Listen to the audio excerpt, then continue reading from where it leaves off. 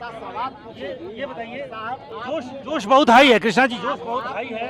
राहुल जी आ चुके हैं, बिहार में चुनाव भी होना है और यहाँ 4 किलोमीटर पैदल चलने के बाद भी पूरा जोश हाई दिख रहा है। जी, आज 4 किलोमीटर चले हैं। यात्रा के दौरान 100 किलोमीटर, सैकड़ों किलोमीटर चले हैं। मुद्दा ये है कि सरकार जनता के लिए काम नहीं कर रही है। सरकारी तंत्र जनता के मुद्दों पे नहीं लगा रही है। जनता के असली मुद्दों से ध्यान भटकाकर विपक्ष के ऊपर बार बार टारगेट किया जा रहा है। हमारी मांग बहुत सीधी है, सिंपल है कि जनता के मुद्दों का हल ढूंढिए। कांग्रेस पार्टी आपके साथ खड़ी रहेगी।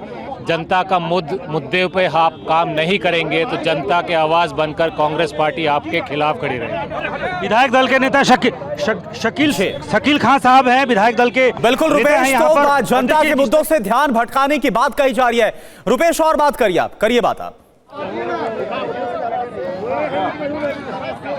देखिए अध्यक्ष क्या कह रहे हैं। हो रहा है जिस तरह से एजेंसियों के दुरुपयोग हो रहा है, बिहार में चुनाव को मुद्दे को भटकाने के प्रयास है, तो इससे एक एक कांग्रेसी कार्यकर्ता डरने वाले नहीं है। और हमारे न्याय योद्धा राहुल गांधी बार बार कहते हैं कि इन लोगों को मुझे डराने के कोई हैसियत नहीं है। इसलिए हमारे नेता चाहे आदरणीय सोनिया जी, उस केस में आप बार बार परेशान करते हैं जो केस ऑलरेडी सुप्रीम कोर्ट ने बंद कर दिया था।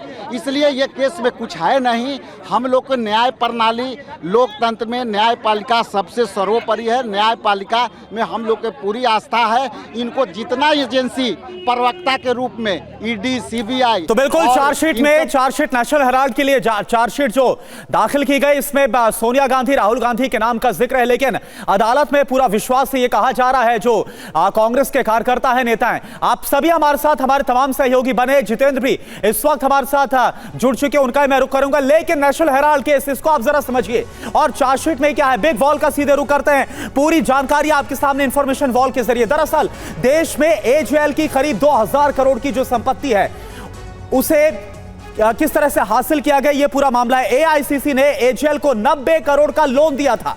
50 लाख में यंग इंडियन कंपनी को लोन ट्रांसफर किया गया। यंग इंडियन कंपनी जिसे 2010 में बनाया गया था, यंग इंडियन कंपनी ने लोन को एजेएल के शेयर में बदला है।